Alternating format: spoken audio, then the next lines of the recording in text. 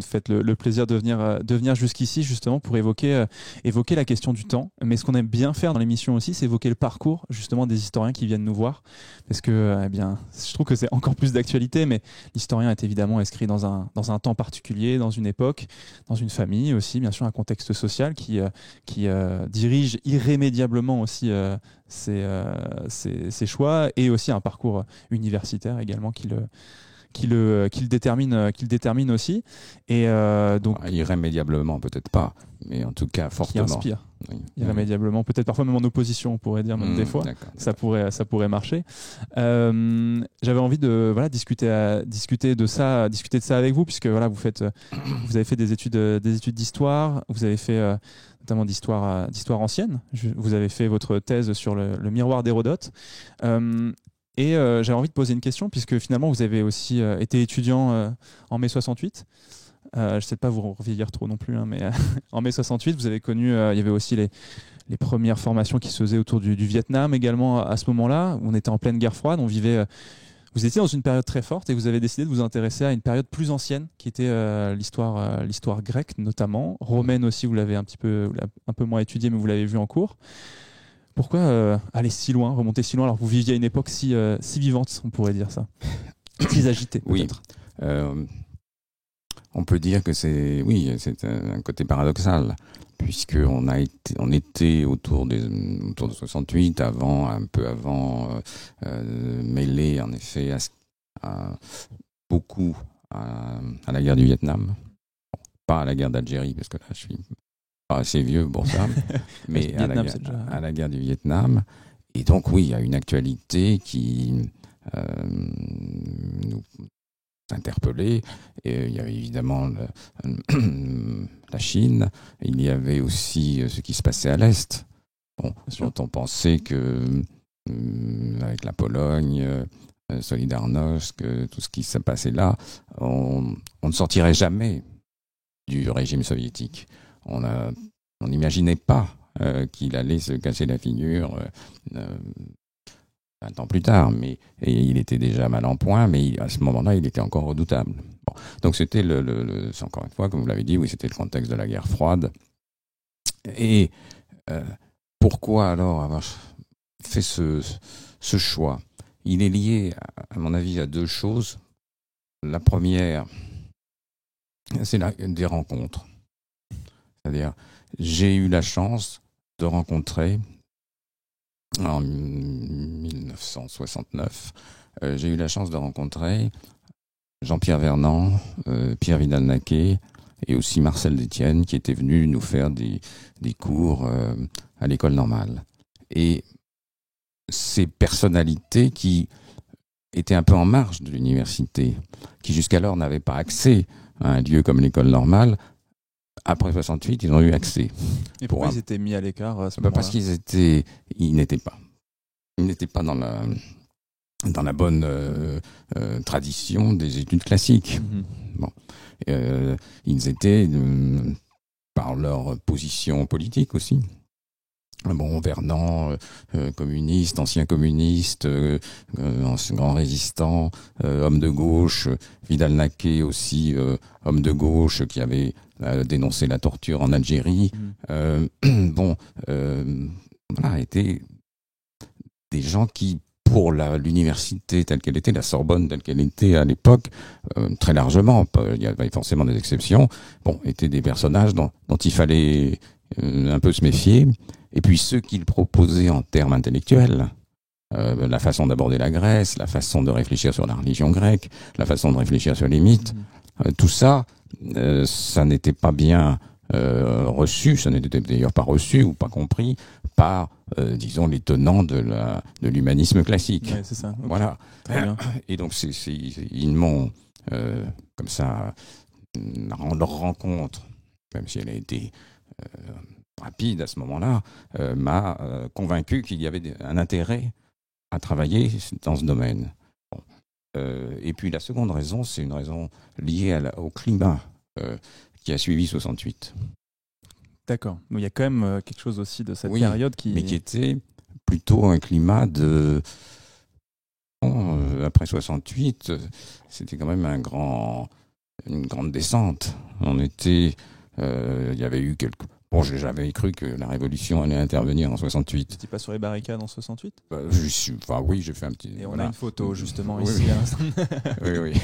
Mais je veux dire, j'ai participé un peu au mouvement de 68. C'est proscrit, vous avez le droit de dire si vous avez fait des choses. C'est prescrit. Prescrit, pardon. Pas proscrit. Ouais, prescrit. Mais donc je n'étais pas dans cette espèce de visée selon laquelle la révolution était à la porte. Mais on avait espéré quand même que, notamment l'université, pourrait se transformer. Et puis la victoire de Gaulle, cette majorité incroyable avec sa chambre où il y avait pratiquement que des gaullistes qui étaient arrivés. Bon, c'était un peu encore une fois, pas le désespoir, mais enfin... La douche froide. Oui. Et du coup,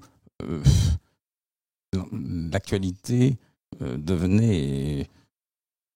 perdait de son attrait. Hein. Et dans ces conditions, pourquoi ne pas aller réfléchir sur quelque chose qui est très loin, mais avec des gens qui le font en conservant toute leur disponibilité pour penser leur présent. D'accord. Alors ça ne veut pas dire leur problème n'était de moderniser la Grèce, de dire la Grèce, voilà, c'est là qu'il faut trouver tous nos modèles pour ce que nous avons à faire aujourd'hui. C'était pas ça du tout, mais c'était porter un regard différent sur la Grèce et faire parler des Grecs, de la cité grecque, de la tragédie grecque, des mythes grecs et même des historiens pouvaient avoir une pertinence dans les débats contemporains. Pourtant, ça paraît tellement éloigné, surtout on parle de la Grèce comme, forcément il y avait des tensions en Grèce, mais on a l'impression que c'est un passé philosophique, alors que là, presque les barricades, les coups avaient presque pris le dessus.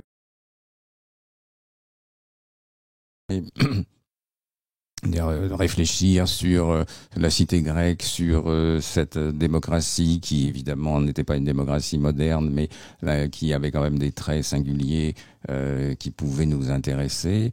Ça faisait si bien que, oui, parler d'Athènes au 5e siècle pouvait avoir, encore une fois, une pertinence pour réfléchir sur la situation d'aujourd'hui, ne serait-ce que par l'écart qu'il y avait. C'est toujours ce problème de la distance. C'est-à-dire que si vous regardez quelque chose, un objet qui est très loin, vous le voyez à partir de votre temps, à partir de votre présent, à partir de vos préoccupations, à partir de vos interrogations. Et vous lui posez des questions auxquelles les gens de l'époque n'auraient jamais pensé. Oui, c'est ça. Bon. Alors, bien sûr, il ne s'agit pas de leur faire dire n'importe quoi, mais et en retour, d'une certaine manière, eux vous posent des questions et vous font regarder à distance, à mettre à distance votre propre présent. C'est ce double mouvement, c'est ce que Lévi-Strauss a, lui, appliqué et théorisé dans sa pratique d'ethnologue, ce qu'il a appelé le regard éloigné. L'ethnologue qui va dans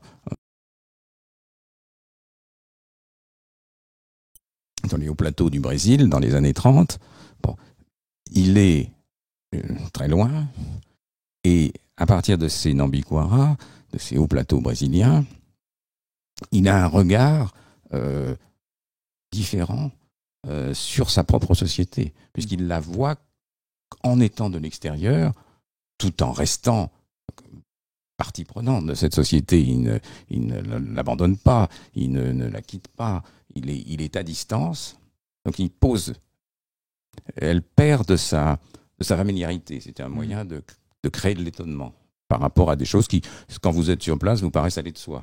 Bon. Et puis, lui étant étranger, extérieur, il a aussi ce regard sur les Nambiquara. Et il pose aux Nambiquara des questions que les Nambiquara ne se posaient pas. Alors, évidemment, l'avantage de l'ethnologue comme Lévi-Strauss, c'est que les Nambiquara, ils pouvaient leur parler. Il fallait élaborer, évidemment, il ne pouvait pas directement leur poser des questions sur leurs pratiques diverses. Il ne pouvait pas leur faire des cours de structuralisme, mais il pouvait parler avec eux. Oui. Bon. Ce que vous ne pouvez pas faire avec les Grecs, puisqu'ils sont plus là. Plus difficile, Mais plus difficile. bon, vous avez un certain nombre de documents, un certain nombre de textes, toute une série de ressources qui vous permettent de les interroger aussi. Voilà, donc au fond, ce choix de la Grèce, c'était pratiquer c'est le mot qu'on employait à l'époque, une anthropologie de la Grèce. Et donc, du coup, il y a une sorte d'écho qui se fait entre... Oui, c'est un mouvement de va-et-vient. C'est ça, intéressant. Donc, on interroge. Mais c'est assez intéressant puisque aujourd'hui, avec des questions qui...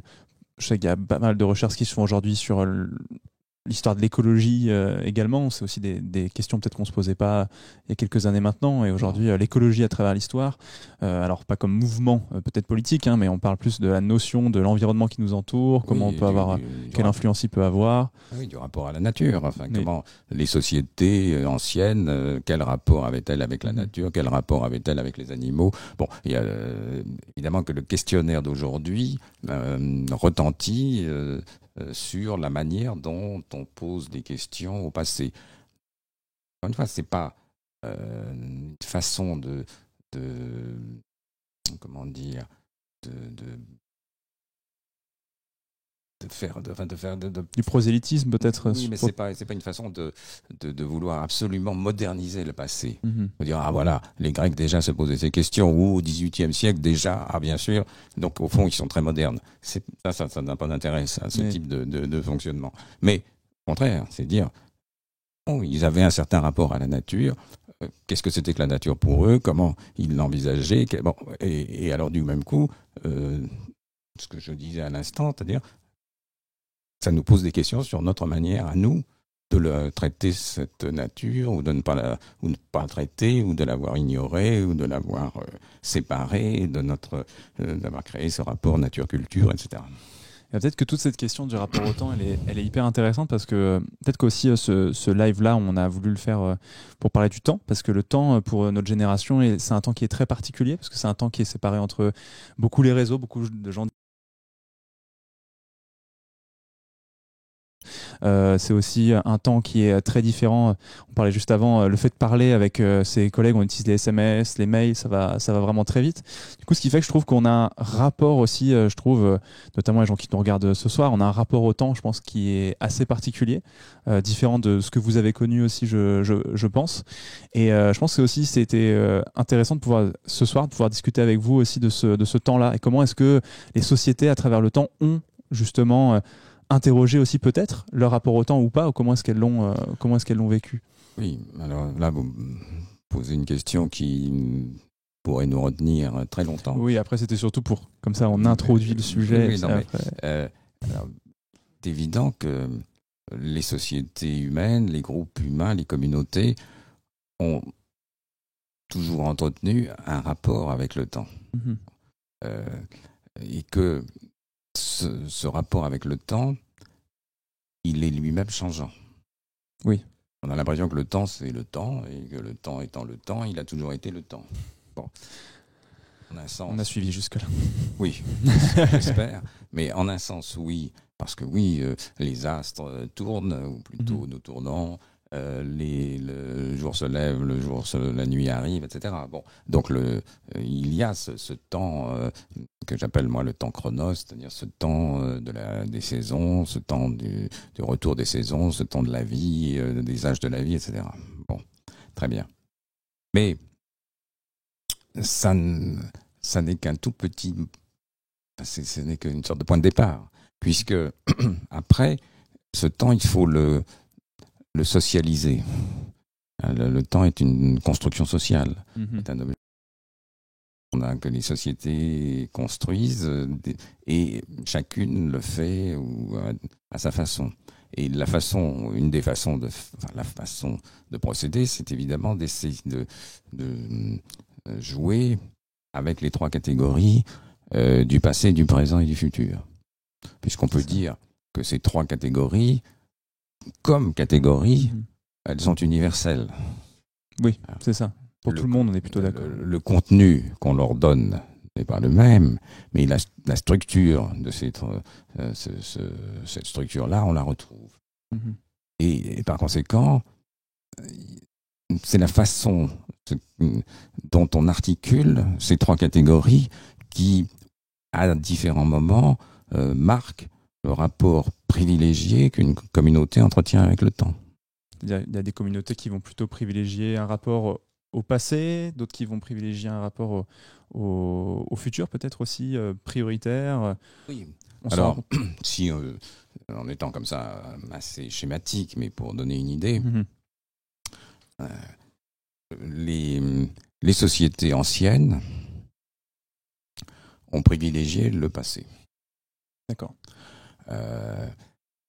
Et alors, privilégier le passé, ça ne veut pas dire qu'ils passaient leur temps à vivre dans le passé ou à considérer qu'il n'y avait jamais que la reproduction du passé, que le passé ne faisait jamais que se répéter. Oui. Non. Mais ils considéraient qu'en donnant la priorité au passé, que justement, dans votre présent, quand vous posiez la question de l'action, quand même toujours la grande question, qu'est-ce que je fais, comment faire ? C'est la question pour tout un chacun, mais c'est aussi la question de toute politique. Est-ce que une politique qui n'est pas d'action, c'est rien du tout. On se pose à titre individuel et collectif. Voilà. Bon. Alors, vous commenciez par regarder vers le passé pour y chercher des exemples. D'accord. Et avec cette grande figure de l'imitation. Vous alliez chercher des exemples qui vous aidaient pas forcément à répéter exactement ces exemples, mais qui vous aidaient à comprendre votre propre situation, l'autorité du passé faisait que vous aviez, en agissant de cette manière-là, vous aviez cette force qui venait du passé. Cette confiance qui venait de là. Et c'est ce que j'appelle, moi, dans mon langage, l'ancien régime d'historicité, où le passé est la catégorie dominante. Et quand on veut agir, on commence par regarder vers le passé pour comprendre son présent. Et ce grand modèle, alors, une fois présenté de façon schématique, il était celui des sociétés anciennes, de la Méditerranée, que ce soit la Grèce, l'Égypte, la Mésopotamie, Rome, et même au-delà. Mais quand on est arrivé à l'âge moderne, entre le XVIIe et XVIIIe siècle, en Europe, on a vu peu à peu le futur prendre le pas sur le passé. Wow, devenir génial ici. La catégorie la plus puissante. Et c'est lié alors à tout un tas d'événements. La science moderne, cette idée d'un temps qui marche, d'un temps qui est processus, et cette idée aussi, cette grande idée de la fin du XVIIIe et du XIXe siècle du progrès. Puisqu'on se connaît pas, quoi. Oui. Sylvain, Et Thomas, tous les accompagnant nouveaux, tout cela, évidemment, Audi, l'histoire Andy, présentez-vous. qui devient Présentez-vous. la déesse de ce temps moderne. Donc tourner vers le futur. Quand le futur est la catégorie dominante, ça veut dire que l'avenir est ce vers quoi il faut se tourner quand on agit. Donc on ne regarde plus vers le passé d'abord, mais on regarde vers le futur. Et alors bien sûr, l'avenir, il n'est pas écrit. Donc c'est un futur qui n'est pas encore là, mais que l'on voit déjà comme s'il était là, ou vers lequel on veut aller justement pour le faire advenir avec le progrès. C'est le futur qui devient la catégorie dominante. Est-ce qu'on peut utiliser le passé pour construire ce futur ? Oui, on peut utiliser le passé parce que à partir du futur, quand on a posé le futur comme la lumière qui éclaire, dans le précédent régime dont je te parlais, c'est le passé qui est la lumière. La lumière qui éclaire à la fois le présent et le futur. Et là, on a un retournement. C'est le futur qui éclaire à la fois le présent et le passé. Et donc, le passé dont on peut se servir, c'est le passé dont on dira qu'il prépare le futur, qu'il est une première manifestation, un début. Par exemple, la construction de la nation. Si vous prenez la construction de la nation, c'est quand même la grande affaire des pays d'Europe entre le Moyen-Âge et l'époque moderne, la construction de la nation, justement, vous cherchez les débuts de la nation. Donc, c'est les parties que vous retenez du passé comme étant significatifs pour conduire vers ce futur qui est, dans le cas dont je parle, la nation, la réalisation complète de la nation. Ça, c'est ce que j'appelle le régime moderne d'historicité. Ça me fait un peu penser, par exemple, à ce qu'on a pu... quand je parle de l'appel du passé pour construire le futur, je pensais notamment au roman national, par exemple. Ouais. Qui fait appel et parfois crée des images d'Épinal de certains personnages historiques et qui prépare quelque chose et fédère en fait pour... Oui, alors ces grands personnages que l'histoire de France a retenus, ils sont à la fois symboliquement et justement fédérateurs ou annonciateurs. Jeanne d'Arc, vue par Michelet, c'est celle qui déjà annonce les premiers pas du peuple. Donc et après les figures des grands savants, ce sont des gens qui sont souvent, dont on dit qu'ils sont en avance sur leur temps, qu'ils précèdent leur temps. Donc ils vont guider le reste de leurs concitoyens vers un futur meilleur, etc. Donc le roman national, comme vous dites, il est lui-même inscrit dans ces transformations du rapport au temps, selon que vous gardez la primauté du passé ou que vous déplaciez l'accent sur le futur. Et en France, dans l'histoire de la France, ce moment de basculement du passé vers le futur, il s'opère autour de la Révolution française. Est-ce qu'il y a des gens qui l'écrivent, ça ? Est-ce qu'il y a des gens qui disent voilà, notre rapport au temps il évolue, ou est-ce que c'est vraiment dans les représentations, dans les écrits que vous le constatez, ou c'est des contemporains le voient ? Les contemporains le perçoivent. Et notamment, alors je disais la Révolution, oui, à ce moment-là, ils l'ont perçu et vécu le plus souvent douloureusement. Puisque en l'espace de 15 ans, 20 ans, ils ont connu tous les régimes politiques. Ce qui était le signe justement de cette accélération du temps. Donc on était parti de la royauté, on est arrivé à la Révolution, il y a eu la République, il y a eu le consulat, il y a eu l'Empire, et puis il y a la Restauration. Voilà. Et cette succession si rapide, alors c'est bien le signe que le rapport au temps change et que c'est un rapport vécu douloureusement. Donc les gens, les contemporains se rendent compte de ça. Alors, là, c'est un moment particulièrement intense, de crise particulièrement intense. Mais d'autres moments, et si on parle d'aujourd'hui, enfin, en tout cas, pas encore d'aujourd'hui, mais de l'époque contemporaine, eh bien, on a perçu un changement dans le rapport au temps, là encore en France et en Europe, vers le milieu, dans les années 70, le milieu des années 70.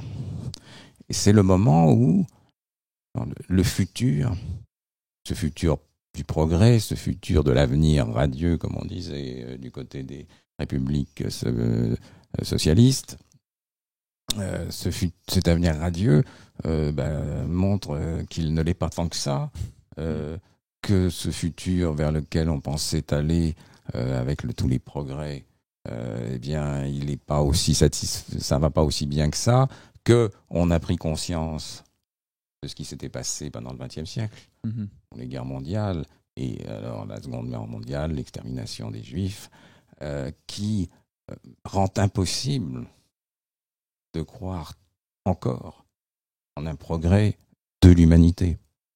Le 19e siècle, en absolutisant le progrès, avec un grand P majuscule, c'était à la fois progrès technique, progrès social, progrès philosophique et progrès de l'humanité.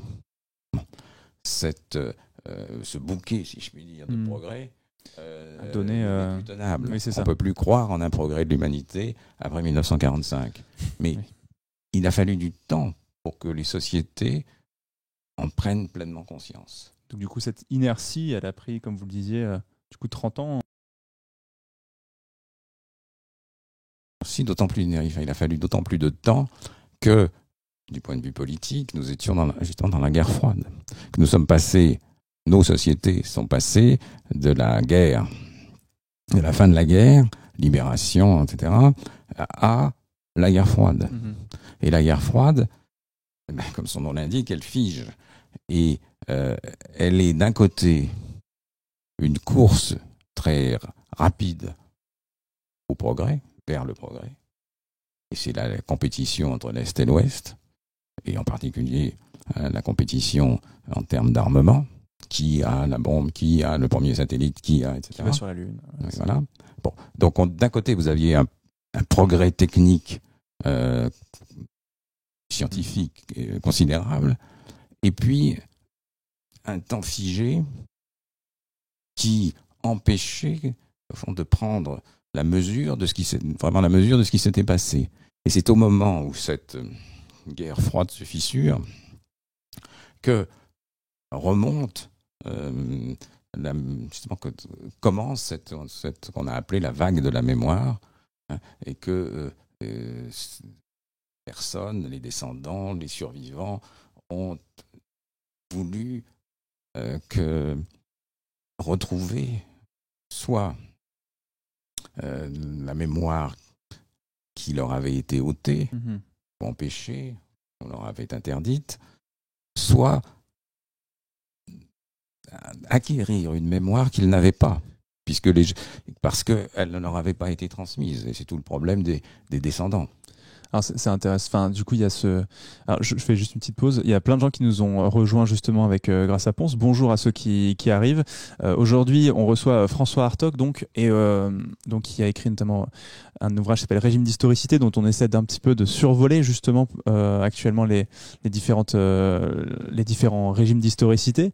Et aussi, on interroge en fait la question de notre rapport au temps, en fait, et le rapport qu'on a, comme on le disait, avec le passé, le présent et le futur.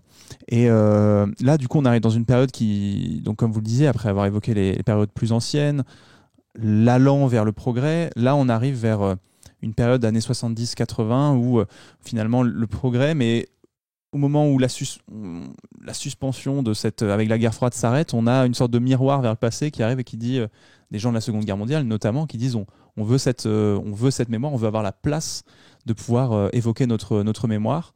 Je pense notamment, j'imagine, des événements comme le Eichmann, j'imagine, comme le... Oui, le procès Eichmann en 61 voilà, tout à fait. Un premier signe, un signe avant-coureur en quelque façon, puisque, comme vous le savez, ce procès d'Eichmann qui a lieu à Jérusalem, après qu'on a capturé Eichmann qui était en Amérique du Sud,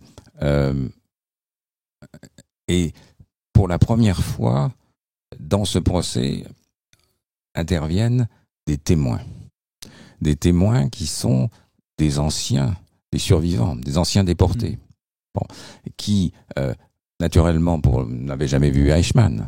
Bien sûr. Ils avaient vaguement peut-être pas entendu parler de lui pour certains, ou ils savaient, ou ils avaient vu un papier signé Eichmann, mais donc ils n'étaient pas des témoins au sens où ils n'étaient pas des témoins oculaires. Mais très délibérément, c'était le procureur du procès, Ben Gurion, qui était derrière, a fait intervenir publiquement des témoins, et c'est la première manifestation de cette figure qui va devenir si importante dans les années 70, 80, 90, du témoin. Du témoin comme étant justement celui qui est le porteur d'une mémoire. Très bien. Donc la mémoire, elle est souvent on a tendance un petit peu à assimiler l'histoire à la mémoire. En tout cas, on a cette sensation-là que finalement ceux qui ont vécu l'événement sont presque les plus à même d'en parler puisqu'ils l'ont vu. Oui. Alors je vais répondre à cette question. Bien sûr. Mais je vais essayer de terminer notre parcours évidemment. sur le rapport au temps et le moment où le présent devient la catégorie dominante. Voilà. Donc ça sera, nous y reviendrons, bien sûr. Bon. Mais d'ailleurs, l'affaire de la mémoire est liée à ça aussi. Alors, nous étions en train de dire, nous venons de dire que ces années 70 voient cette montée de la mémoire, et vous avez tout un tas de signes, et un des signes très importants, une des expressions, plus qu'un signe, une des expressions, a été le film de Lanzmann, Shoah, en 1984, et qu'il a tourné pendant 15 ans. Enfin bon, c'est toute une très longue histoire, et Shoah a été un événement considérable. Et c'est lui, d'ailleurs, qui a donné le... On dit Shoah, on dit pas Holocauste, hein, en français. On ne dit pas le génocide des Juifs. On peut dire le génocide des Juifs, mais on utilise le Shoah, effectivement, le terme générique aujourd'hui. Le terme hébreu, mais qui veut dire la catastrophe. Bon. Alors, Shoah, c'est une manifestation, et c'est un film entièrement fondé sur la mémoire, qui est Lanzmann étant dans le rôle d'un personnage de celui qui accouche les mémoires, et souvent de manière, c'est très douloureux ces accouchements, ou qui force ceux qui ne veulent pas, en particulier des anciens bourreaux, à se souvenir. Et comme il l'a toujours dit, c'est un film de pure mémoire. Et il a refusé, justement, il était tout à fait hostile à toute intrusion de l'histoire dans son film. Et donc il ne voulait pas d'archives. Juste une image qui est les camions pour gazer, les premiers camions de gazage. Mais c'est tout. Hein, il ne voulait pas. Et il avait la plus grande méfiance, pour ne pas dire plus, à l'égard de l'histoire et à l'égard des historiens. Puisque pour lui, il ne comprenait pas, ou plutôt, il cherchait à comprendre.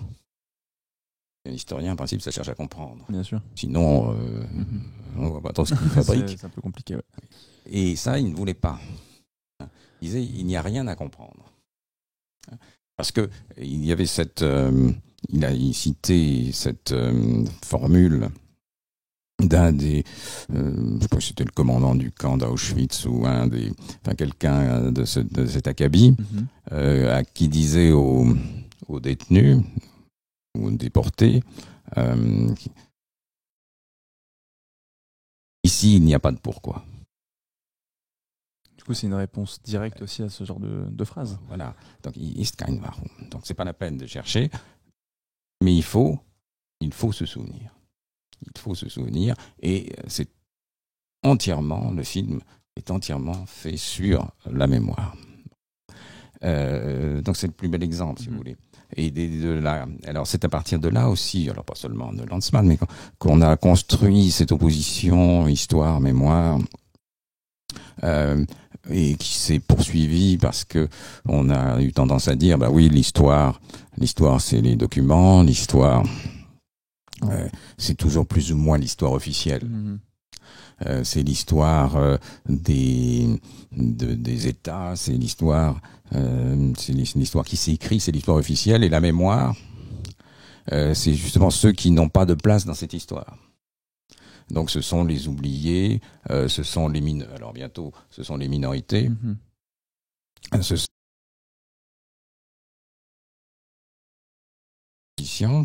qui a bien fonctionné, mais qui n'est un peu stérile, parce que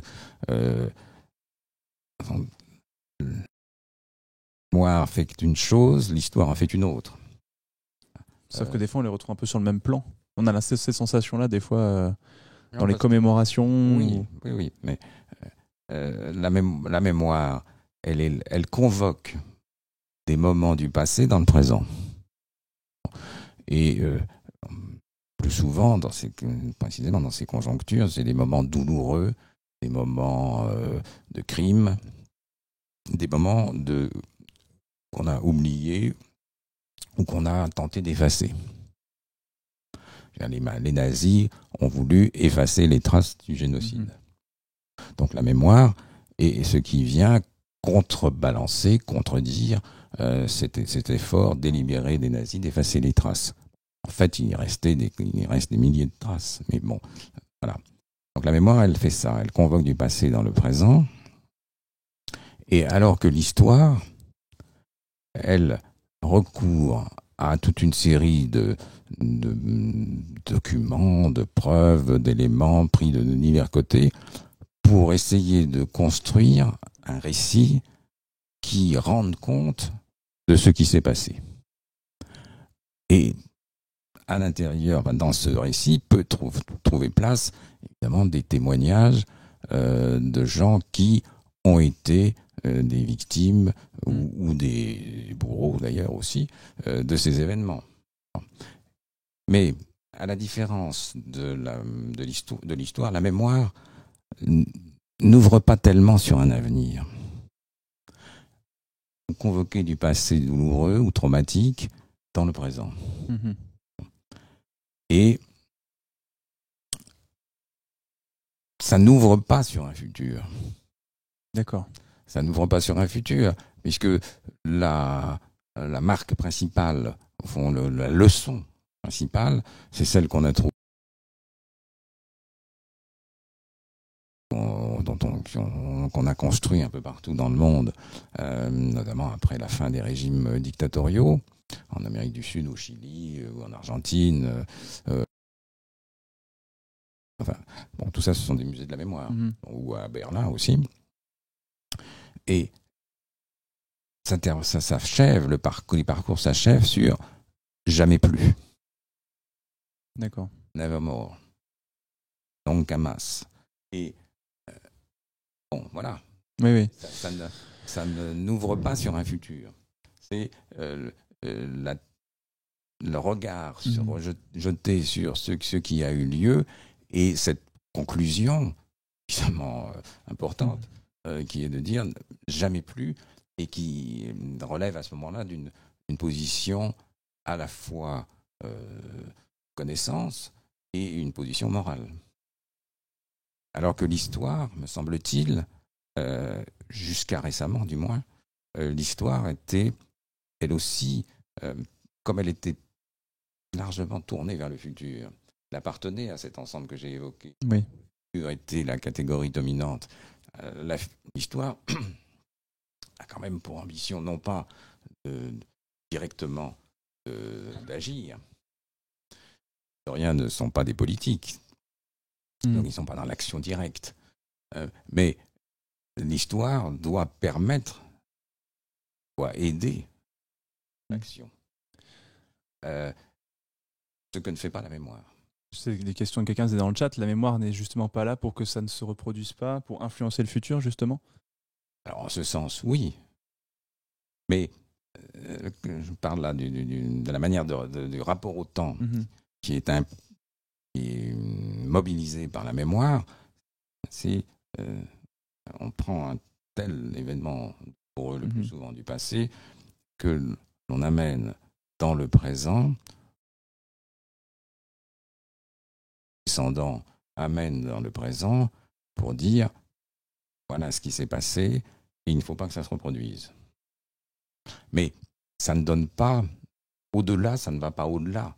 Ça ne donne pas des directions pour l'action.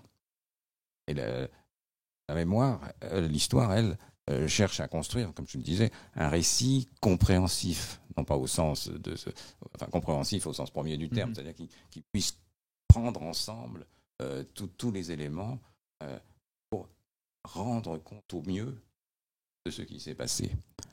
Voilà. Alors que il y avait cette opposition, cette distinction que traçait Paul Ricoeur entre la mémoire et l'histoire, alors qu'il accordait une place considérable à la mémoire, en disant que, au fond, sans la mémoire, il n'y avait pas de possibilité d'histoire. Je pense qu'il va trop loin quand il dit ça, mais le point qui est important, c'est la mémoire, elle a son nom, il dit dans son vocabulaire, la mémoire, elle fait vœu de fidélité. Fidélité au sens du mot latin, fides, la foi, elle fait vœu de fidélité. Donc, je dis ce que j'ai vécu. Et on sait très bien que la mémoire, le plus souvent, se trompe. Dans les reconstitutions, on se trompe sur les dates, les lieux, etc. Donc la mémoire, en ce sens, n'est pas fiable. Oui. Ça ne veut pas dire qu'il faut dire donc ces gens-là sont des menteurs. C'est pas ça du tout. Hein. Mais elle a comme moteur mobile la fidélité idéale, la recherche de la vérité. Ça ne veut pas dire que l'une est supérieure à l'autre. Ça veut dire que leur champ d'action, leur champ d'application ne sont pas les mêmes. La mémoire, ça ne va pas. Et une société qui ne vivrait que de la mémoire, et surtout, alors après, d'une mémoire instrumentalisée, non, là, ça ne va pas non plus du tout. Oui, il y a un temps pour le... Est-ce que vous diriez qu'il y a un temps pour la mémoire et un temps pour l'histoire, peut-être aussi ? Est-ce que aussi la temporalité de ces deux choses-là est différente ? La temporalité est différente. Et pourquoi a-t-on vu surgir la mémoire dans les années 70, 80, 90 avec une force si grande ? Ça, je le disais déjà, parce qu'à ce moment-là, le futur perd de sa force d'entraînement. Oui. Donc il n'est plus cette lumière qui éclairait tout, à la fois le présent et le passé. Le futur étant mis en question, cette lumière s'éteint un peu ou baisse, et du coup vous avez une grande perplexité, une certaine désorientation qui se fait jour, et on se tourne vers ce passé que l'on peut convoquer avec la mémoire. Oui. Parce que quand le futur régnait, il faut bien comprendre aussi qu'il éclairait le passé. Je l'ai dit peut-être trop vite tout à l'heure. Éclairait le passé, puisque vous, à partir de ce futur, disons, j'avais pris l'exemple de la nation. La nation pleinement réalisée. Oui. Si tant est que ça n'arrive jamais. Nation pleinement réalisée, eh bien, vous regardez en direction du passé et vous voyez quelles ont été les étapes. Oui. Du coup, ça éclaire exactement les étapes de cette réalisation progressive et ça vous indique comment écrire l'histoire. Qu'est-ce que fait l'historien ? Il revient, il explique, il détaille. Il part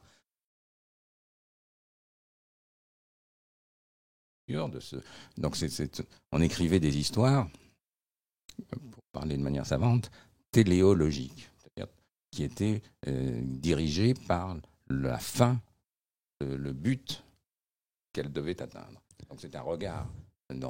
Rétrospectivement, on voyait quelles étaient les étapes qui conduisaient vers cette fin désirée ou programmée. N'hésitez pas à rapprocher un tout petit peu votre micro, oui. Comme ça les gens entendent bien.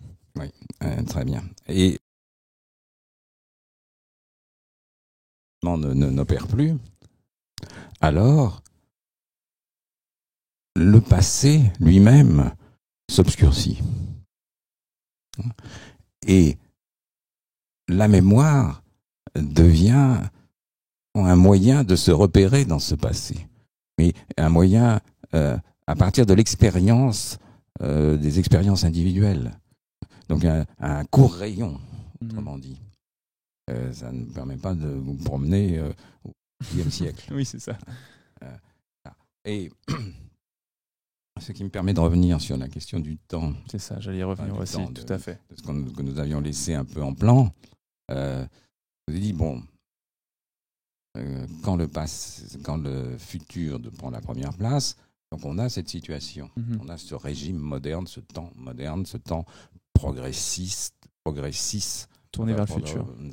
Ce temps, pas progrès, processus, hein, et ce temps qui marche, qui va de l'avant. Quand ce rapport au futur se trouve mis en question, comme c'est le cas dans nos sociétés européennes d'abord, dans les 70, 80, bon, le passé perd de sa force et le présent aussi devient problématique. Et ce à quoi nous avons assisté depuis les années 70, en gros, c'est à une montée de la catégorie du présent. D'accord. Le présent devenant... on a eu le passé comme catégorie dominante, on a le futur comme catégorie dominante, et là, nous sommes encore dans un moment où c'est le présent.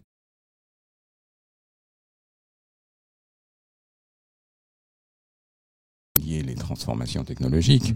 Bon, vous évoquiez justement les réseaux, tout à fait. L'informatique, les clics. Vous êtes là d'ailleurs. Oui.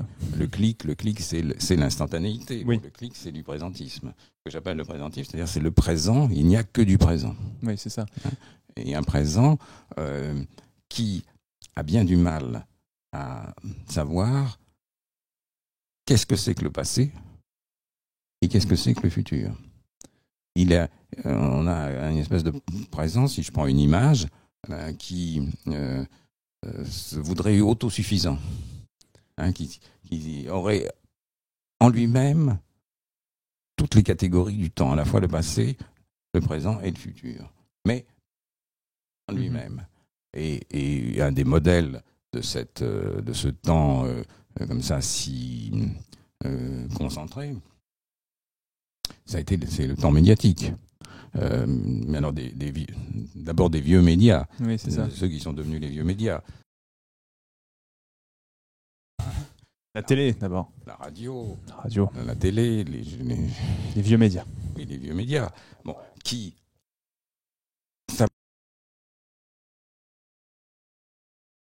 chaque jour. On disait, machin a rencontré un truc, c'est une rencontre historique. En fait, c'est ça, c'est-à-dire qu'il y a aussi ce côté-là d'impression que, par exemple, moi qui regarde beaucoup de sport, par exemple, j'ai l'impression qu'on écrit l'histoire tous les jours. C'est-à-dire qu'il y a ce côté de « Ah, il a battu le record du monde » et c'est historique encore ce qu'on est en train de voir. En fait, il y a ce côté où chaque jour qu'on fait, c'est historique et ce sera marqué d'une pierre blanche. Oui. Et en fait, ça appartient à l'histoire. Oui, parce que on a ce présent. Il est extrêmement anxieux, de se voir lui-même déjà comme historique. En fait, il y a donc un présent qui n'est pas encore passé et qui veut se regarder déjà comme étant historique. C'est événement sportif. Tel athlète bat le record de l'heure de je ne sais quoi. Oui, c'est ça. Bon, ça y est, c'est historique. D'ailleurs, oui, bon, ça s'inscrit dans cette série des records. Mais je décide, moi, que c'est historique. Parce que je veux historiser ce présent, tout de suite. Et 10 minutes plus tard, ou le lendemain, je procéderai à la même chose avec un autre événement. Et en fait, c'est ça qui fait un peu craindre aussi le futur. C'est-à-dire que ce qu'on fait au jour le jour, ça paraît historique. Le futur nous semble de plus en plus, des fois, inquiétant de dire mais est-ce qu'on arrivera à refaire ça ? Est-ce que j'arriverai à revivre une émotion aussi forte puisque c'est historique, qu'elle vient de passer ? Alors, il peut y avoir ça, mais il y a aussi cette perte d'importance ou de substance du futur par rétractation, hein, puisque avec c'est encore plus vrai avec Internet et les réseaux sociaux, on ne vit que dans l'instant. On ne vit que dans l'instant. Donc, il n'y a pas de passé, il n'y a pas de futur. Et à la limite, les progrès technologiques conduisent presque à une sorte d'abolition du temps. Bon, quand des ordinateurs prennent des décisions en matière dans les marchés financiers, des décisions qui se comptent en nanosecondes, on est presque à la limite de l'abolition du temps. Donc aussi l'idée que si on a presque cette abolition du temps, on en a la maîtrise. C'est ça. Bon, et on s'aperçoit que c'est pas vrai. On s'aperçoit que c'est pas vrai, puisque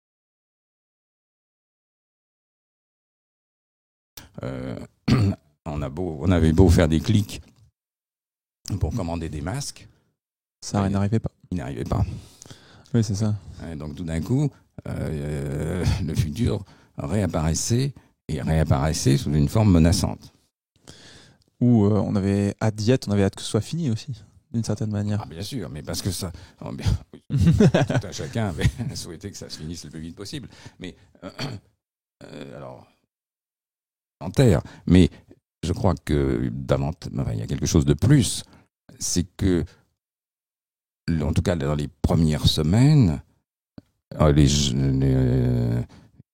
gens ont eu tendance à vivre tout ça comme une espèce de série télé, hein, et on aurait bien aimé passer les épisodes en accéléré.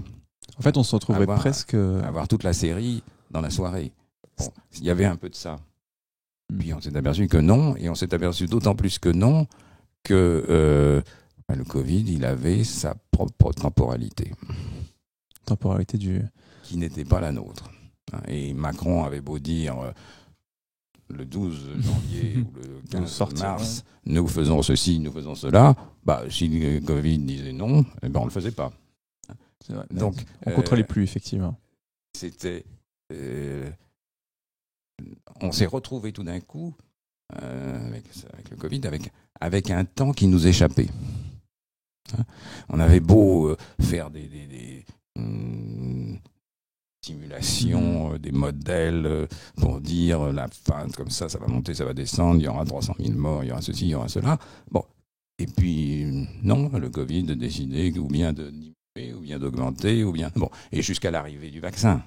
Bon, l'arrivée du vaccin a changé les choses. Alors, le Covid n'a pas encore perdu la partie, mais enfin, il est quand même là un peu bousculé, lui aussi. Et ce qui permet d'introduire c'est justement un temps dont nous avions complètement perdu, de vue, qui est le temps très long de l'évolution. Le Covid, on peut le regarder, si je me place du point de vue du Covid. Mettons que je regarde... Vous êtes le Covid, du coup. Je regarde les choses de son point de vue. Pardon. Je regarde les choses de son point de vue. Je ne prétends pas à une position aussi éminente, mais je regarde les choses de son point de vue. Bon, qu'est-ce qu'il fait, lui ? Qu'est-ce qu'il a fait tout le temps ? Il a fait ce que fait un virus, c'est-à-dire il essaye de se multiplier, de se reproduire. Bon, il n'y a pas d'autre ambition dans la vie. Et donc il a trouvé un hôte accueillant, en nos personnes. Oui. Bon. Et donc, du point de vue du Covid, il fait son métier de Covid et puis c'est tout. Et c'est un petit épisode d'une histoire de l'évolution. Oui. Ni plus ni moins. Alors pour nous, c'est un épisode dramatique de l'histoire de l'évolution, mais ça s'inscrit dans cette histoire de l'évolution. À nous, et nous avions fin de croire que justement par cette espèce de séparation que nous avions tracée entre le temps du monde, celui que nous maîtrisons, que nous croyons maîtriser, même avec nos nanosecondes, et le temps, en l'occurrence des virus, mais ces virus qui sont eux-mêmes propagés ou qui ont pu être aidés dans la propagation, a pu être aidés par l'intermédiaire d'un animal quelconque, qui sont donc ces épidémies qui sont des épidémies ayant une origine animale, ce qu'on appelle les zoonoses, qui sont liées au fait qu'on pratique la déforestation, qu'on a bouleversé l'habitat des animaux sauvages, etc., etc. Bon, tout ça nous amène à devoir prendre en compte des temporalités qui n'ont rien à voir avec celles avec lesquelles nous sommes habitués, surtout en temps de présentisme où tout se joue dans l'instant, et temporalité dont nous avons bien mesuré qu'on ne pouvait pas les ignorer. Et que les ignorer nous avait conduit quand même à quelque chose d'assez sérieusement dramatique. Est-ce que vous l'aviez, du coup c'est comme on revient à un épisode forcément qui est très récent, est-ce que vous vous êtes rendu compte de ça, vous, dans les semaines qui sont arrivées, le Covid, c'est-à-dire est-ce que vous trouviez ça entre guillemets intéressant, vous qui travaillez justement sur le temps, vous vous êtes dit on vit quelque chose de particulier justement par rapport à ça? Oui.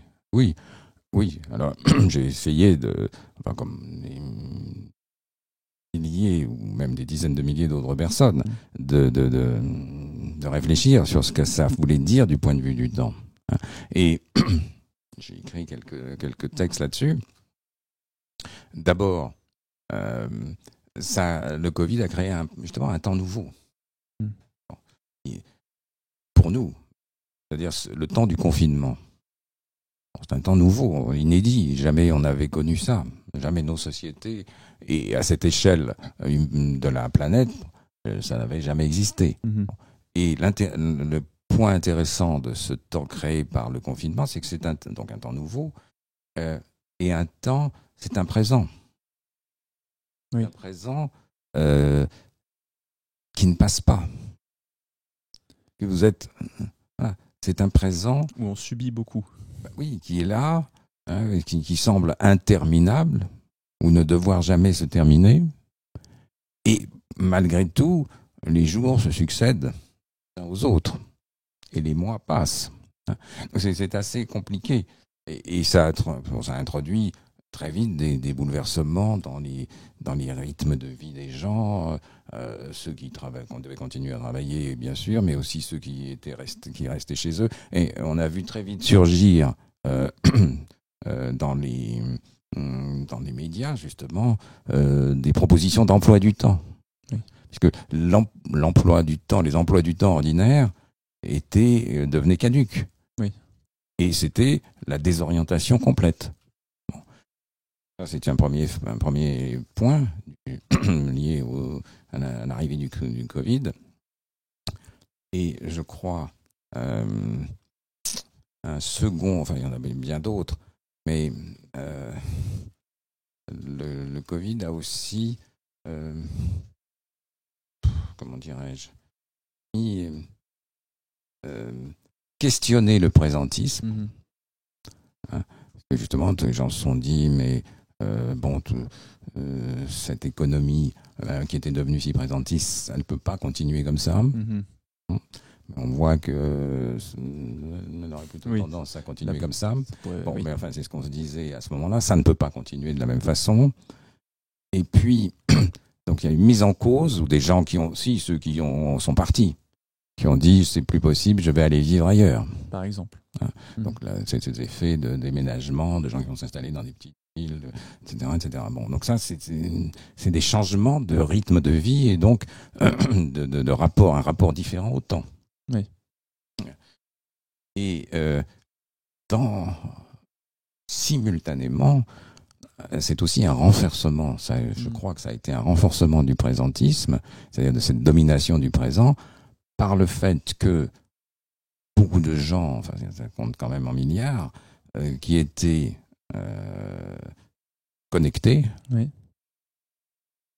ont vécu dans ce monde de l'instantanéité. C'est-à-dire que vous pouviez en un instant aller visiter le musée de Berlin, écouter un concert à Washington, voir une pièce à la Comédie Française, c'est vrai. Prendre l'apéro avec vos amis,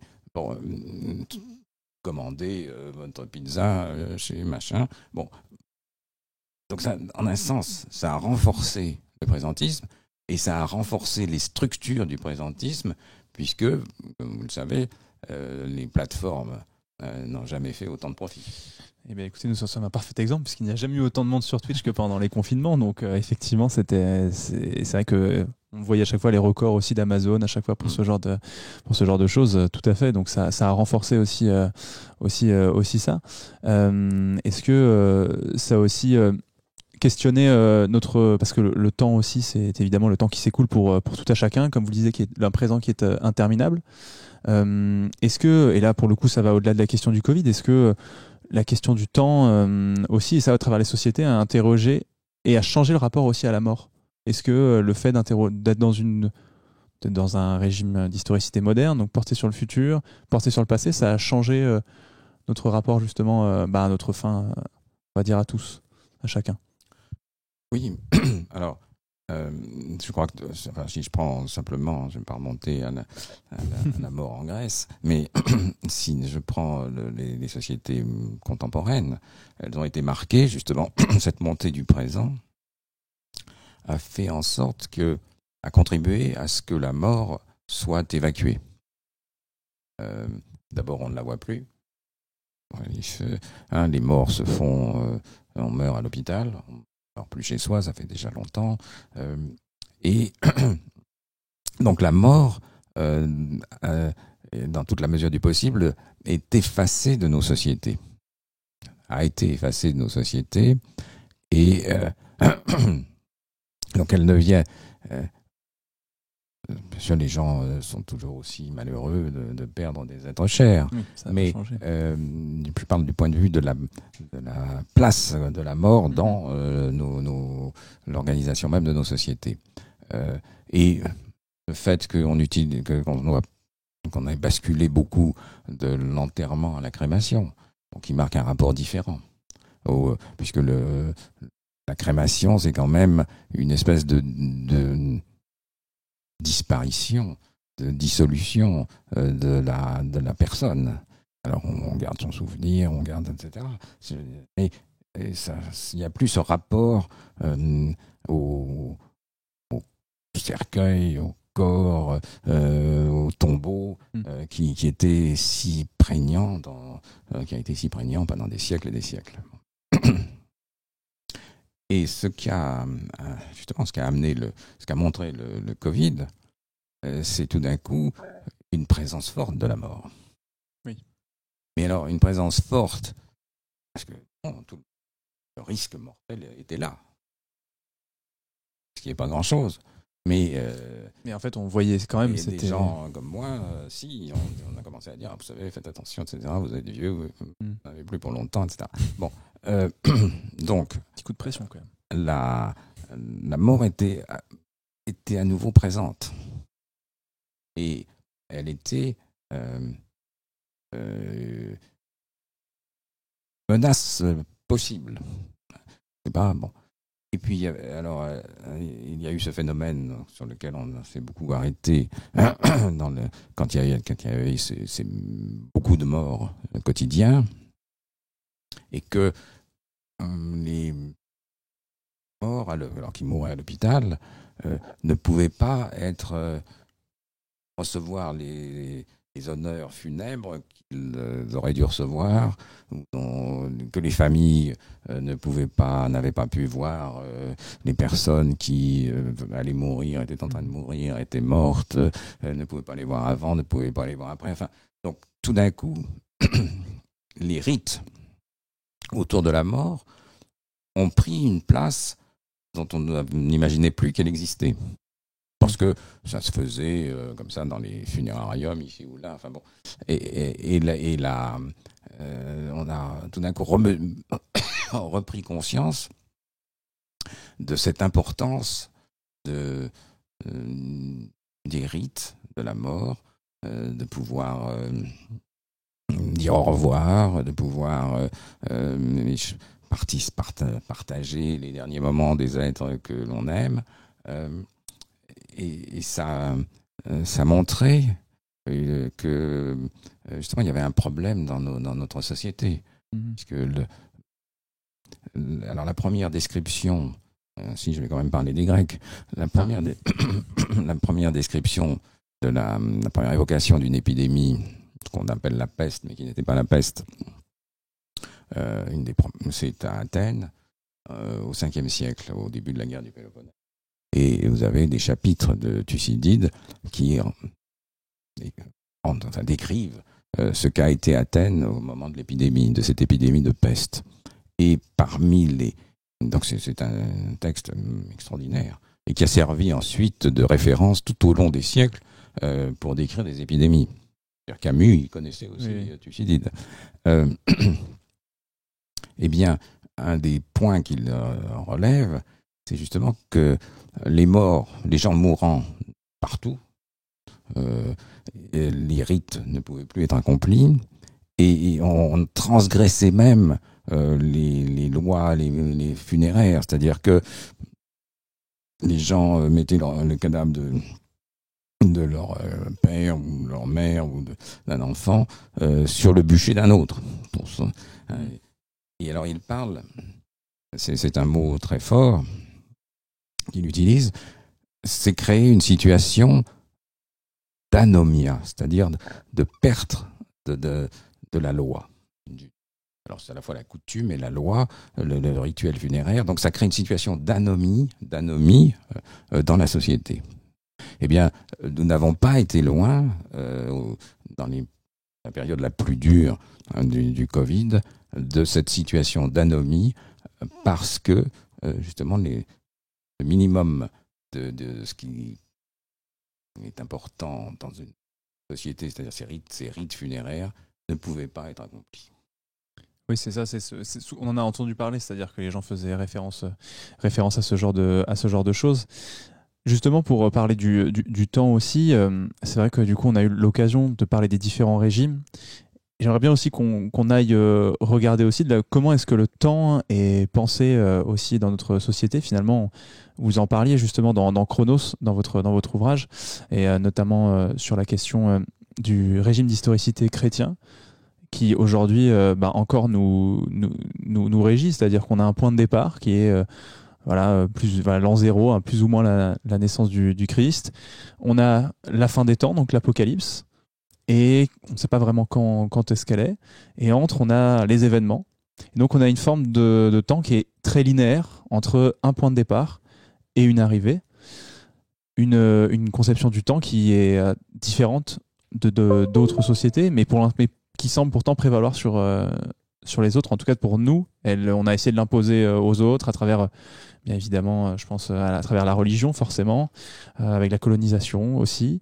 Est-ce que cette vision-là, est-ce qu'elle prévaut toujours aujourd'hui et quelles sont les autres aussi façons de voir le temps ? Alors, est-ce qu'elle prévaut toujours ? Difficile à dire. Il en demeure quelque chose. La preuve, c'est que nous vivons toujours sur le rythme des semaines, que nous comptons toujours nos années entre avant et après. Alors, comme on veut plus dire avant Jésus-Christ et après Jésus-Christ, on dit avant notre ère, après notre ère. Mais c'est une espèce d'euphémisme. Ça ne change rien à la structure générale. Bon. Voilà. Donc, nous restons avec un calendrier qui est marqué par toute une série de fêtes religieuses.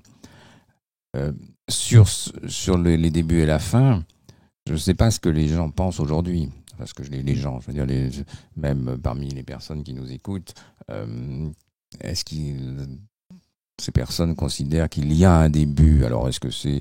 alors, évidemment, c'est pas la naissance du Christ, oui. Mais c'est le Big Bang ou quelque chose d'approchant. Bon. Et est-ce qu'il y a une fin ? Oui, sans doute, un jour, le soleil, il y arrivera des problèmes. Et donc, on peut l'interpréter aujourd'hui. Mais tout ça, c'est des milliards d'années. Bon. Donc, en revanche, ce qui me semble un trait de notre moment contemporain, vraiment, c'est, alors non pas la reprise du temps chrétien, évidemment pas, du régime chrétien d'historicité, comme je l'appelle, mais quelque chose qui n'est pas sans lien avec lui. Un point que nous n'avons pas évoqué à propos justement du temps chrétien, c'est qu'avec ces deux bornes, celle de l'incarnation, qui marque l'ouverture d'un temps nouveau, radicalement nouveau, et puis l'autre borne, qui est celle de l'Apocalypse et du jugement, donc de la fin, le temps est pris entre ces deux bornes. Et pour les chrétiens, l'incarnation marque non pas le début du temps, et le début d'un temps nouveau qui est celui qui est le début du temps de la fin. Non pas la fin du temps, mais le début du temps de la fin. On arrive inexorablement vers. Il y a une fin. Voilà. C'est le début du temps de la fin, ce que Augustin appelait la vieillesse du monde. Nous sommes entrés dans la vieillesse du monde. Donc c'est le dernier âge du monde. Et Apocalypse, jugement, c'est la fin. Et le temps chrétien, il se loge au fond entre ces deux bornes. Le temps de la fin du temps. Aujourd'hui, qu'est-ce que nous voyons ? Avec le changement climatique, avec cette construction, cette dénomination qui a très vite été proposée, qui a très vite circulé et très vite été reprise, nous sommes entrés dans l'âge de l'Anthropocène, qui serait ce nouvel âge géologique, oui, c'est ça. qui serait marqué justement par le fait que l'humanité, l'espèce humaine, l'humanité comme espèce, le genre humain, est devenue une force géologique.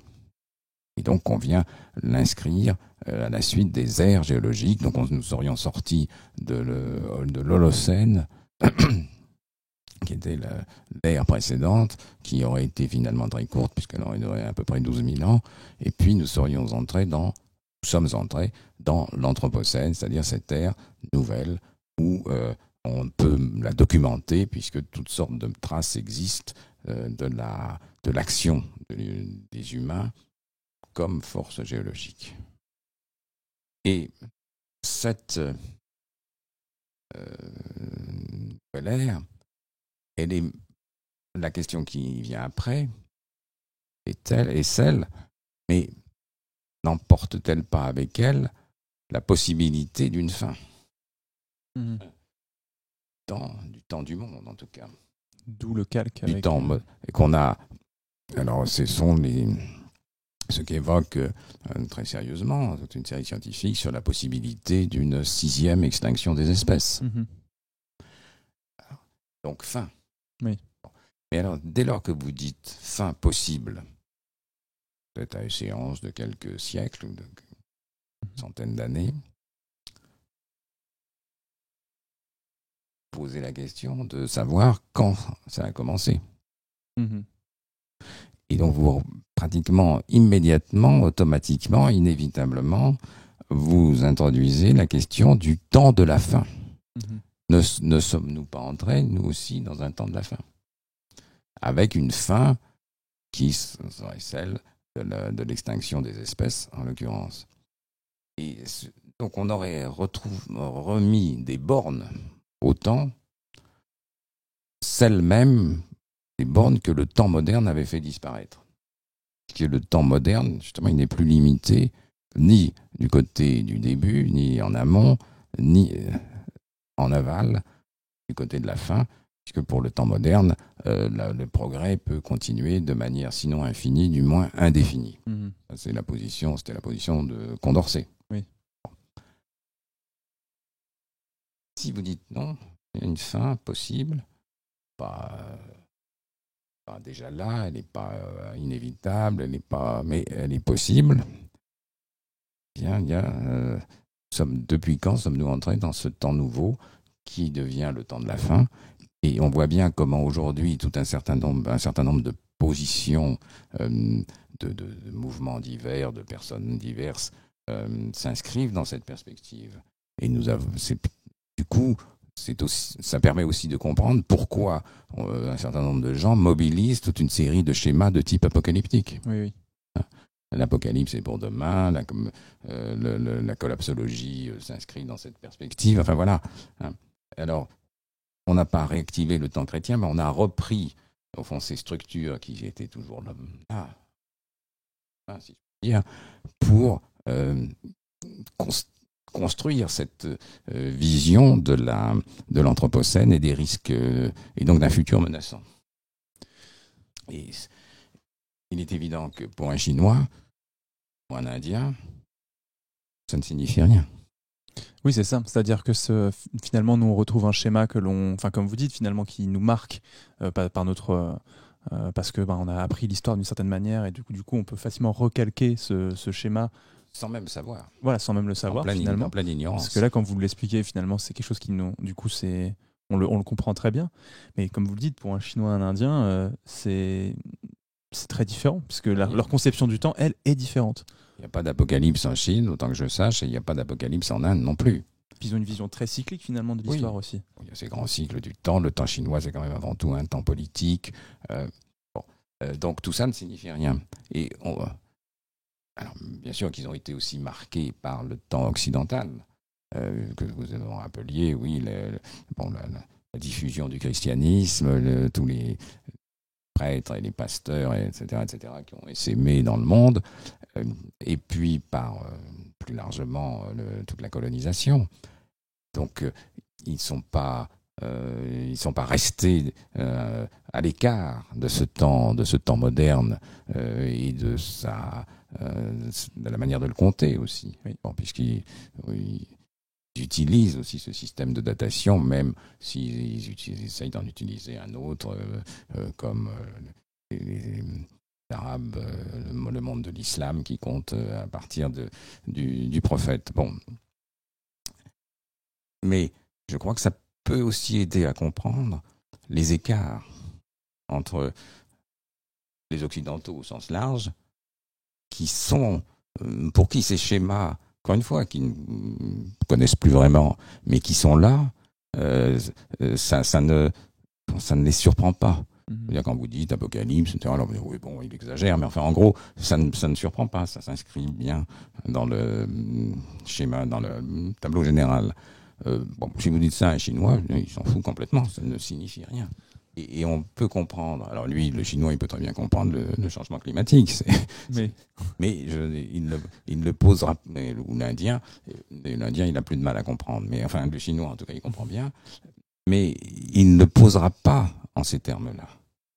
Et donc, je pense que ça peut. Alors ça n'explique pas tous les écarts, hein, mais ça, c'est un élément, je crois, qu'on peut faire intervenir pour montrer que justement la question du temps, le rapport au temps, la façon de le construire, la façon dont il a été transmis, vécu, transformé, est quelque chose d'intéressant et qui permet de jeter un peu d'intelligibilité sur ce qui se passe.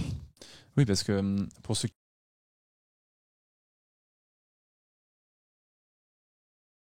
la politique, comme vous le disiez, à travers les signes, le feu, les rats, du coup une année qui revient sous un même signe. Les dynasties. Les dynasties aussi, donc du coup, est annonciatrice de certaines choses.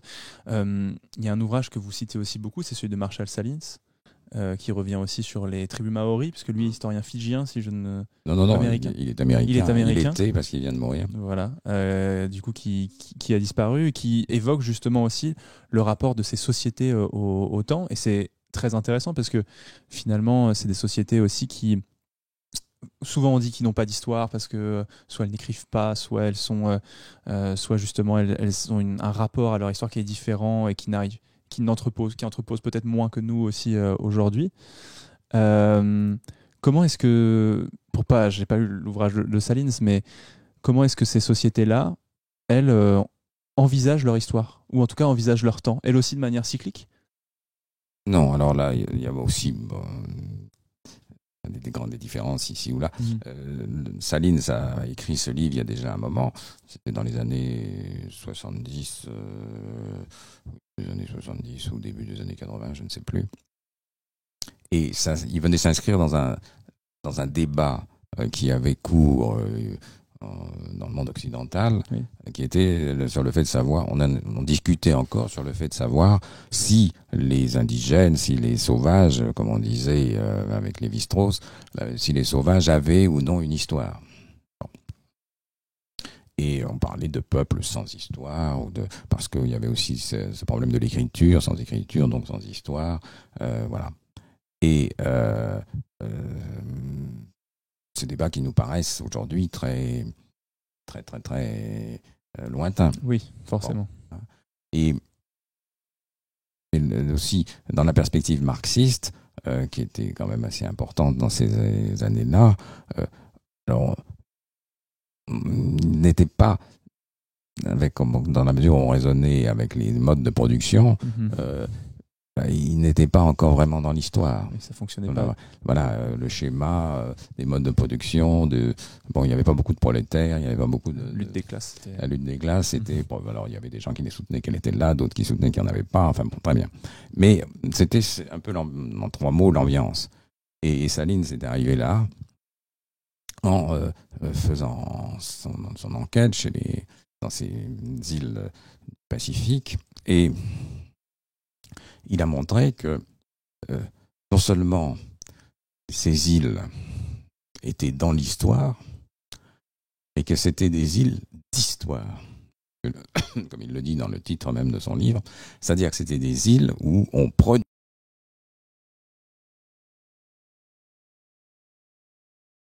celles des Occidentaux modernes, celles qui relèvent de ce que j'ai appelé le régime moderne d'historicité. Oui. C'est-à-dire avec ce temps futur, processus, etc. Donc, la conclusion, évidemment, des administrateurs coloniaux, des prêtres, des pasteurs plutôt dans ce coin, et des ethnologues, c'était de dire ils n'ont pas d'histoire. Puisque notre histoire, l'histoire moderne, est la seule. Enfin, c'est la vraie histoire. Oui, c'est ça. Bon, donc ils ne sont pas encore dans l'histoire, c'est dans cette histoire. Et Salines a dit non. Alors attendez, je reviens juste parce qu'on a une petite souci de caméra. Je vais juste.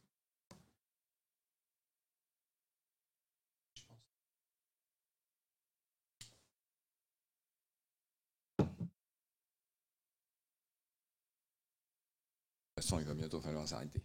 Oui, oui.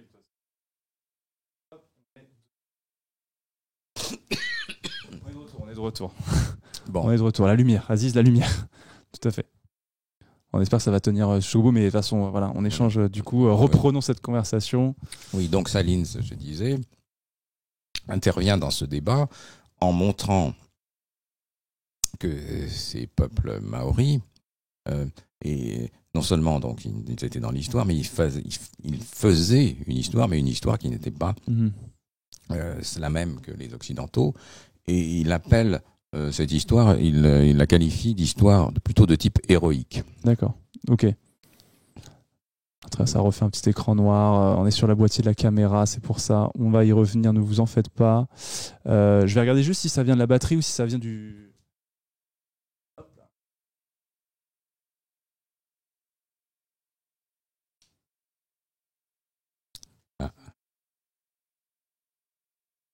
Ah. C'est revenu, mais ça part en fait.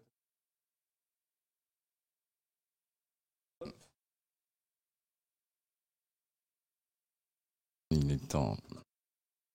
Ça veut dire qu'il faut, même la technique. Oui, voilà, décide. Faut jamais contrarier la technique.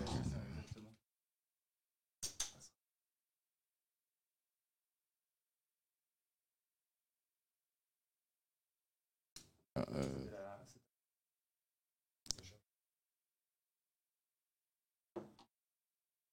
va essayer comme ça. Et puis... Hop là. On est de retour. Je pense que normalement ça devrait aller.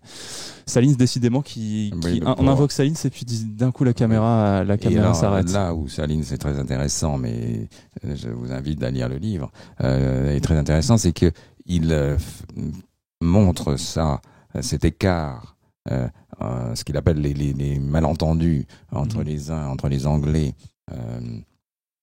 que ce soit en Nouvelle-Zélande ou à Hawaï, les écarts entre ce que pour les Anglais est de l'histoire et ce que pour les Maoris,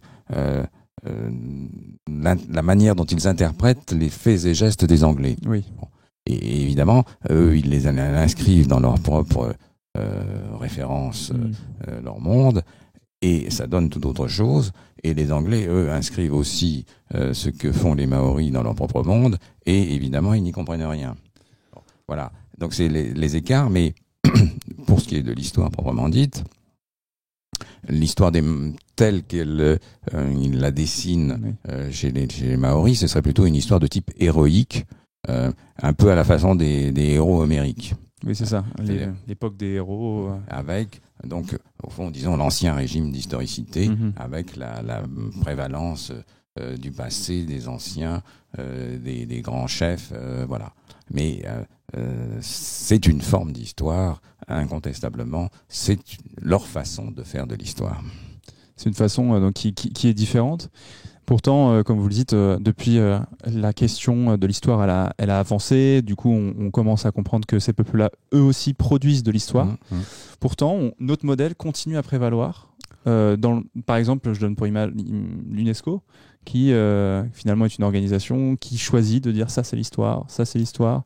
Et c'est une vision aussi qui est de nous, ou est-ce Oui, que... mais l'UNESCO est justement cet endroit où on a essayé de faire en sorte que le modèle occidental, le modèle de l'histoire tel du 19e siècle, celle qu'on a évoquée avec le régime moderne, ne soit plus le seul modèle. Oui. Et c'est pour ça que l'UNESCO s'est lancé dans la rédaction d'histoire de l'Afrique, d'histoire sans doute de tous les pays du monde, ou de toutes les régions, ou de tous les continents, et écrite par des gens qui eux-mêmes appartenaient à ces ensembles, ces pays, ces ensembles géographiques.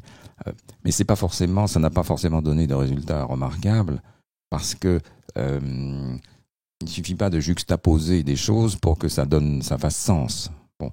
Donc l'idée qu'il ne fallait plus que l'histoire soit écrite à partir de Paris ou de Londres, très bien, mais après, arriver à construire des histoires qui soient significatives, mais qui ne renient pas ce qu'a pu apporter la vision occidentale en termes de méthode pour réfléchir, pour mettre en forme le passé, sans pourtant se laisser entièrement absorber par cette façon de faire de l'histoire. Donc c'est très compliqué. Mais l'UNESCO a été une espèce de laboratoire, si vous voulez. Oui. On touche doucement mais sûrement à la fin de l'émission. Bienvenue au Ratus, évidemment, qui nous rejoignent. Les spectateurs de Ultia, nous sommes avec François Hartog. On parle du temps et aussi de notre rapport au temps. Et pour aussi aller vers la fin de cette émission, quel est votre rapport au temps? Est-ce qu'il a évolué, lui aussi? Est-ce que, avec forcément le monde qui nous entoure, vous avez connu 89 aussi, vous étiez à Berlin quelques temps après. Est-ce que votre rapport au temps, lui aussi, a évolué? Évidemment. Et c'est même parce que enfin, j'ai traversé ces moments que je me suis intéressé de plus en plus à la question du temps et du rapport au temps. Donc mon rapport a évidemment suivi au fond ces mouvements que j'ai retracés, mais je me suis efforcé toujours, à partir du moment où j'ai décidé de prendre cet objet, le temps, comme un objet de travail principal, d'avoir cette perspective et de longue durée, oui. C'est-à-dire de partir éventuellement de très loin, là dans Chronos, de partir de la traduction de la Bible en grec, et d'aller jusqu'à aujourd'hui, où dans le livre Régime d'historicité, c'était de partir d'Ulysse et d'aller jusqu'à aujourd'hui. Donc, dans la très longue durée, c'est un premier point. Et aussi, c'est justement un effort de décentrement. C'est-à-dire, quand je dis l'Occident aux prises avec le temps, dans Chronos, c'est pas du tout pour exemplifier l'Occident. C'est pas pour dire, voilà, ça, c'est le modèle et bien entendu qu'il faut le réaffirmer. Mais c'est pour marquer une singularité dans la construction du temps qui me semble avoir été celle de ce qu'on appelle aujourd'hui l'Occident, c'est-à-dire marquée très fortement par la construction de ce temps chrétien. Donc, décentrement, d'où l'introduction, grâce à Marshall Salins, des îles du Pacifique. Et dans Chronos, c'est bien ce point de départ qui pourrait sembler étrange pour arriver à qu'est-ce qui se passe aujourd'hui, de commencer par lire l'Ancien et le Nouveau Testament. Est-ce que vous avez eu besoin de vous décentrer du coup de ce sujet? Est-ce que vous avez voyagé pour pouvoir vous décentrer justement, pour voir comment ça se faisait ailleurs? Oui, j'ai eu l'occasion de voyager dans mes tout débuts, parce que j'ai fait un tour du monde. J'avais eu une bourse qui m'a permis de faire le tour du monde. Alors bon, avec tout le côté superficiel que ça peut avoir, mais enfin, j'ai quand même voyagé pendant 1 an, le tour du monde, surtout en Asie. Et ça m'a évidemment conduit justement à toutes ces questions que je n'ai pas traitées directement, mais c'était à la fois c'est une capacité une curiosité, une capacité d'empathie et la volonté aussi de construire une perspective toujours réflexive. Oui. Bon, celle que j'ai appelée le regard éloigné, enfin reprenant la proposition de Lévi-Strauss. Donc les voyages ont servi à ça. Oui. Même si j'ai pas fait de travail d'ethnologue, je n'ai pas fait de terrain, et que mes séjours ici ou là ont été trop brefs pour prétendre savoir quoi que ce soit. Mais voilà, Berlin, comme vous avez évoqué Berlin a joué pour moi un rôle important au tout début des années 90, parce que j'ai saisi en quoi Berlin était une ville où les temporalités se heurtaient. Les temporalités étaient là en décalées les unes par les autres. C'était une ville qui commençait à être un grand chantier de reconstruction, mais c'était pas encore tout à fait ça. C'est le tout début. Donc voilà, c'est passé. Mon interrogation, toute la construction de mon questionnaire est passée par des lieux, oui. Oui, c'est ça. Donc ça a été aussi important. Et quelqu'un qui pose une question, on change un petit peu de sujet. Les gens disaient que vous aviez notamment critiqué la colorisation aussi des images dans Apocalypse. Alors c'est un autre sujet qui remonte. Peut-être on parlait justement des émotions, de la mémoire et ce genre de choses. Est-ce que pour vous, le noir et blanc est important pour ça aussi? Garder une distance avec l'objet historique? Ou c'était une autre réflexion encore? Vous pouvez mettre le micro si vous... Oui. Le film... donc le documentaire Apocalypse, sorti en 2008. Parce qu'il y a eu Apocalypse 1, Apocalypse 2. Oui, c'est ça. Apocalypse Now après, qui était un autre film. Non, ça c'est encore autre chose, mais ils ont traité sur le mode en mobilisant la figure de l'Apocalypse, la guerre, la dernière guerre, mais aussi déjà la guerre de 14. Oui, ils ont fait guerre de 14, ils ont fait Staline, ils ont fait Hitler, ils ont fait plein de sujets. Et ce que j'avais trouvé peut-être regrettable à l'époque, au moment où ça s'est fait, enfin où je l'ai vu, c'est justement la colorisation avait, pour moi, était une espèce d'euphémisation, conduisait à une forme d'aplatissement non, aplatissement n'est pas le bon mot, mais ôter quelque chose de la dureté qu'avait le noir et blanc pour parler de ces moments qui étaient des moments en général peu joyeux. D'accord. C'est vrai que du coup, voyant ces images, moi, pour la première fois aussi, étant jeune, j'avais 14 ans quand c'est sorti, c'est vrai que ça a créé une proximité pour moi avec l'image qui était... Voilà, c'est possible que... Voilà, on voit bien le décalage. Je veux dire, pour vous, ça a servi au fond ça vous a permis de vous approcher de ce qui s'était passé. C'est ça. Parce que pour vous, une image, elle était nécessairement colorée. En fait, noir et blanc, j'ai l'impression que c'était il y a 400 ans, j'abuse, mais sur mon échelle, vous voyez, quoi, c'était tellement long. Je comprends très bien. Et moi, ça m'a au contraire un peu heurté parce que je trouvais que c'était trop gentil. Voilà. Oui, je vois ce que vous voulez dire. Oui, alors du coup, moi, je trouvais que ça endurcissait les images, justement, d'une certaine manière. Donc, non, mais du coup, la question était posée depuis tout à l'heure. Donc, du coup, je me suis permis de la prendre. On va toucher doucement, comme je le disais, à la fin de notre émission. Merci beaucoup, François Hartog, d'être venu. C'est un sujet qui était dense, qui mélange aussi philosophie et histoire. C'est un sujet aussi... Enfin, je sais que vous aimez aussi cette dimension-là, philosophique dans votre travail. Oui. Pour agrémenter votre réflexion? C'est pas pour l'agrémenter, c'est pour essayer de la rendre plus plus fine. Oui, plus fine encore. Et c'est des sujets qui sont très intéressants puisque justement c'était, il me semble que c'était Michel Sarto qui disait le temps, c'est l'impensé de la discipline historique. Voilà. Et donc c'est vrai que c'est une phrase que je trouvais très intéressante puisque finalement l'histoire n'est pas le temps, mais en tout cas c'est sûrement la discipline qui s'y intéresse le plus. Et pourtant, moi qui ai parlé d'université, on nous a très peu parlé du temps. C'était des soubresauts ici et là pour nous parler de la Chine, par exemple. Mais c'est vrai que la question du temps, c'est pas quelque chose dont on nous a parlé forcément régulièrement. Et je trouvais intéressant justement pour introduire cette saison de pouvoir parler avec vous du temps et puis du temps qui nous a plutôt touché justement il y a un an parce qu'il a été brutalement modifié et que justement c'était aussi l'occasion d'échanger avec vous pendant cette heure et demie. Merci à vous. Merci beaucoup. Donc évidemment, on vous a passé, si ça vous intéresse, si vous voulez aller plus loin, vous avez les ouvrages justement de François Hartog sur régime d'historicité. Vous avez aussi Chronos qui est sorti il y a peu pour revenir et approfondir ces sujets. Je remercie aussi Atao, Jules, qui m'a proposé aussi ce sujet, puisque comme je le disais, mon frère qui passait le CAPES l'année dernière s'est frotté justement aux notions de régime d'historicité. Donc forcément, il m'a dit, vas-y, essaie de voir ça, tu vas voir, ça va t'intéresser. Donc merci beaucoup à vous. Les gens vous remercie évidemment dans le chat.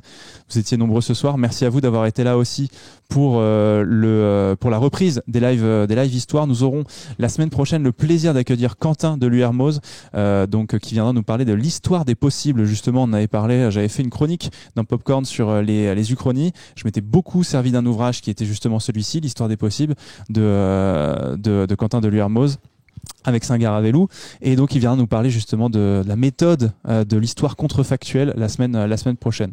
Voilà. On a un chat qui était resté calme pendant un temps qui s'énerve, donc lui aussi veut aller se coucher. Merci à vous de nous avoir suivis. On se retrouve en live sur la chaîne ce dimanche, puisque je serai au Frame Festival à Avignon. Merci beaucoup pour votre soutien encore à ce projet. N'hésitez pas à les remercier sur les réseaux sociaux, sous le post qui a été fait sur Twitter notamment. Merci à vous pour vos retours. Bienvenue aussi peut-être aux étudiants et aux élèves qui, je sais, ont eu des conseils de la part de leurs profs pour les émissions. Donc bienvenue à vous, évidemment. Ces émissions-là, le Live Histoire, c'est tous les mercredis à 20h. Je vous souhaite une excellente semaine, un excellent jeudi et je vous dis à très bientôt. Au revoir tout le monde.